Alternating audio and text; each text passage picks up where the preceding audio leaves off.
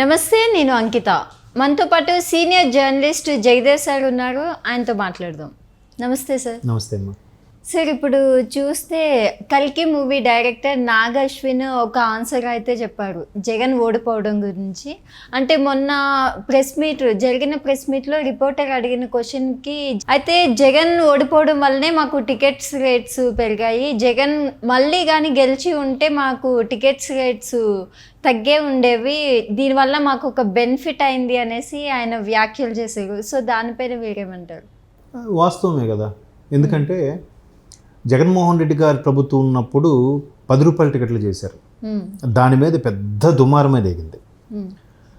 ఎంత దుమారం రేగిందంటే అసలు నిజంగా ఆర్జీవి రామ్ గోపాల్ వర్మ అలాంటి గ్రేట్ డైరెక్టర్ కూడా అంతవరకు సినిమా ఇండస్ట్రీ తరపున సామాన్యుని తరపున ఎవరినైనా ప్రశ్నించే ఉండే మనిషి దాని సందర్భంగా పేర్ని నాని గారిని కలిసి ఆ తర్వాత ఏం జరిగిందో తెలియదు, ఇంకా వైసీపీకి ఫేవర్గా మాట్లాడడం, వైసీపీకి సంబంధించిన సినిమాలు తీయడం స్టార్ట్ చేశారు.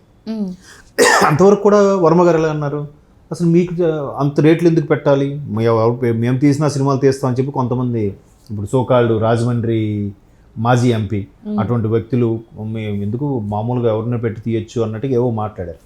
పెట్టి తీయనన్నాడు, తీయండి అన్ని కలెక్షన్స్ వస్తాయేమో, ఆ డ్యాన్స్లు ఫైట్లు అంత ఈజీ అనుకుంటున్నారా, మీకు డబ్బులు ఉంటే మాత్రం తీసేస్తే సరిపోదు, సోకాళ్ళు పెద్ద పెద్ద హీరోల్ని పెట్టి తీస్తున్నారంటే వాళ్ళలో కూడా టాలెంట్ ఉంది, దర్శకుల్లో టాలెంట్ ఉంది, ఇవన్నీ జరిగితే కానీ అవ్వవు, సినిమా అంటే ఆషామాషి కాదు, ఎంతమంది పొట్టకొట్టేలా మీకు చేయకూడదు, సినిమా రేట్లు తగ్గించడం కరెక్ట్ కాదని నేను ఒక వీడియో చేసి పెట్టారు. ఆ తర్వాత అప్పటికి సినిమాటోగ్రఫీ మంత్రిగా ఉన్న పేర్ని నాని గారిని కలవడం, మరి తర్వాత ఏమైందో తెలియదు, ఆయన కంప్లీట్గా వైసీపీకి ఫేవర్గా మారిపారు. At the same time Pawan Kalyan garu జనసేనగా ఉండి ప్రభుత్వం మీద విమర్శలు చేస్తున్నప్పుడు సందర్భంలో ఆయన సినిమా వకీల్ సాబ్ ఏదో రిలీజ్ అవుతుందని దాన్ని సరిగ్గా ఆడనివ్వకూడదనో లేదంటే రకరకాల ప్రయత్నాలు సినిమా రేట్లు ఒకేసారి 10 రూపాయలు పెట్టేశారు. ఇది ఈ 2022 ఎండింగ్ ఆ టైంలో జరిగిన ఇన్సిడెంట్. అది అందరికీ తెలిసిందే. దానికి సంబంధించి అయినప్పటికీ సినిమా ఎలాగాడింది ఎట్లా హిట్ అయింది అన్న విషయం అప్పుడే కదా పవన్ కళ్యాణ్ ఫస్ట్ టైం మనల్ని ఎవరు ఆపేది అని అన్నాడు ఆయన ఒక స్టేజ్ మీద మాట్లాడి. సో అట్లాగే జరిగిన తర్వాత సినిమా ఇండస్ట్రీ అసలే కరోనా వల్ల చాలా ఇబ్బంది పడితే కార్మికులు చాలా అవస్థలు పడుతున్నారని తెలిసి మరలా ముందుకు ఇప్పుడు ప్రొడ్యూసర్ అనేవాడు డబ్బులు పెడితే కనీసం వాడు అసలు డబ్బులైనా వస్తే నెక్స్ట్ సినిమా ప్లాన్ చేస్తే ఆడి మీద ప్రత్యక్షంగా పరోక్షంగా 2,000 మంది బతుకుతారు, ఎట్లా అయితే ఎట్లా పరిస్థితి అనే ఉద్దేశంలో సరే అని ఇండస్ట్రీ తరపున ఆయన మా అధ్యక్షుడు కాదు, ఇండస్ట్రీ పెద్ద కాదు అనుకోలేదు, బట్ వకాలతో పుచ్చుకొని ఆయన మహేష్ బాబు గారు, ప్రభాస్ గారు, ఆర్ నారాయణమూర్తి గారు, కొంతమంది దర్శకులు, రాజమౌళి లాంటి దర్శకులు అందరూ కూడా జగన్మోహన్ రెడ్డి గారిని కలవడానికి తాడేపల్లి వెళ్ళారు. కలిస్తే అప్పుడు కూడా పెద్ద దుమారం రేగింది. అక్కడెక్కడో మెయిన్ రోడ్డు మీద వాళ్ళు వాహనాలు ఆపించేసి ఒక 1/2 కిలోమీటర్ లోపలికి నడిపించి తీసుకెళ్ళి మాట్లాడితే చిరంజీవి గారు చేతులు జోడించి అయ్యా ఇండస్ట్రీని మీరే కాపాడాలి. అది చాలామందికి ఇబ్బంది కలిగించే అంశం. ఒకటి, చిరంజీవి లాంటి అంత స్టేచర్ ఉన్న పర్సన్ మీ దగ్గరికి వచ్చి అర్థించడం ఏంటి, మీరు ఆయనతో కావాలని మొక్కించుకున్నారా, లేదా ఒక్క పవన్ కళ్యాణ్ మీద గ్లెడ్జ్ పెంచుకొని లేదా పవన్ కళ్యాణ్ తొక్కేద్దామన్న ఆలోచనతో ఇండస్ట్రీని తక్కువ రేట్లతో చేసేసారా అనేది అప్పట్లో చాలా వైరల్ అయిన వార్తలు చూసాం. సో దాన్ని బేస్ చేసుకొని ఇప్పుడు నాగ్ అశ్విన్ మేబీ మీరు అన్నట్టు మన మీడియా మిత్రుడు ఎవరో అడిగిన ప్రశ్నకు సమాధానంగా చెప్పుండొచ్చు. అదే 10 రూపాయలు 20 రూపాయలు 30 రూపాయలు అనుకోండి, ఈ 600 కోట్ల బడ్జెట్ సినిమాకి ఎప్పుడు వస్తాయంటే డబ్బులు, ఎంతమంది చూస్తే ఈ 10 రూపాయలు ఎన్ని 10 రూపాయలు కలిస్తే కనీసం 1 కోటి రూపాయలు అవుతుంది చెప్పండి.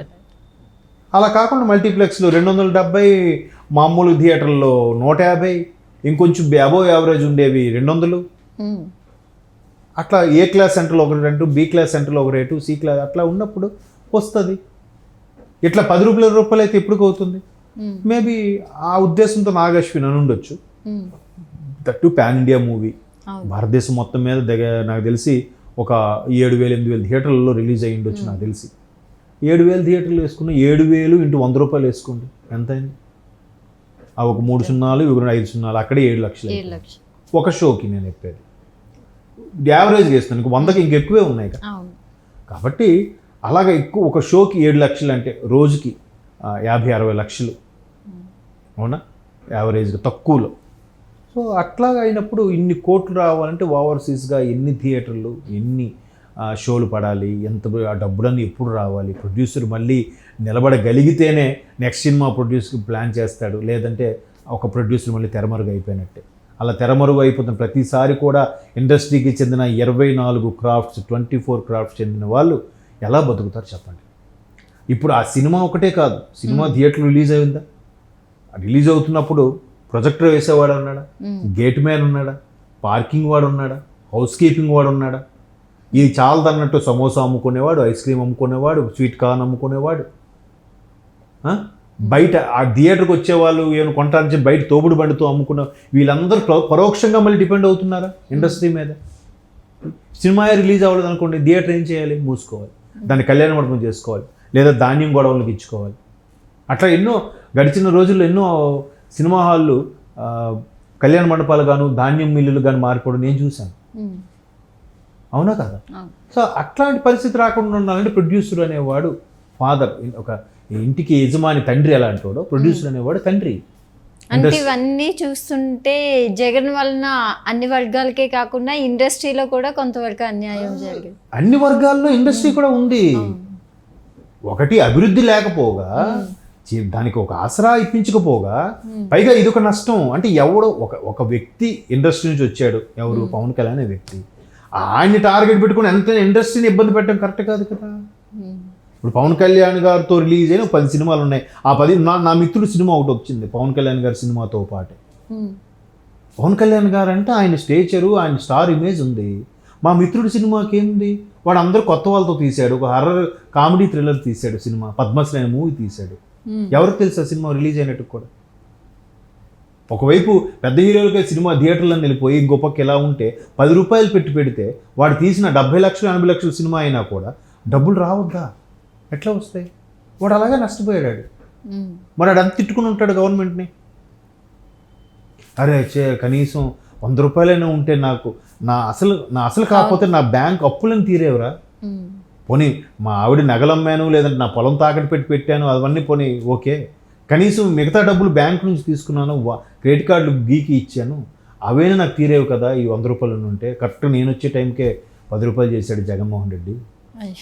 ఇంకా ఇప్పుడు అబ్బాయి ఇంకా తేరుకోలేదు, నెక్స్ట్ సినిమా ఆడు పడలేదు. ఎందుకు పడుతుంది? ముందు అప్పులు క్లియర్ అవుతాయి కదా. సో ఇండస్ట్రీ కొంచెం పడింది కాదు, ఇండస్ట్రీ కూడా బాగా ఇబ్బంది పడింది. కాకపోతే ఎవరు మాట్లాడలేకపోయారు, ఎవరో ఒకరిద్దరు తప్ప మిగతా ఎవరు మాట్లాడలేకపోయారు.